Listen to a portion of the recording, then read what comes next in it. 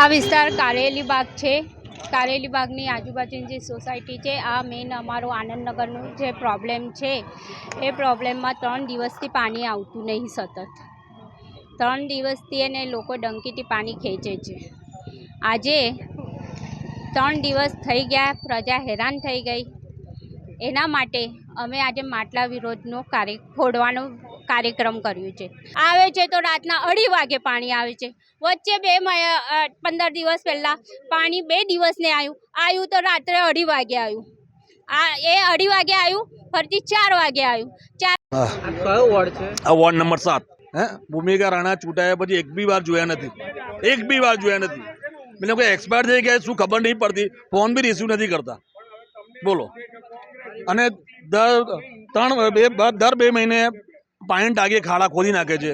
સરકારના આપણે પબ્લિકના પૈસા વેડફી નાખે છે ખોટા. આ બિલકુલ ચલાવી ના લેવાય. બાકી હમણાં વેરો ના પડે 18% ટેક્સ ગણે છે ને ઘડીએ ખોદી નાખે છે. એની જવાબદારી કોણ લેશે?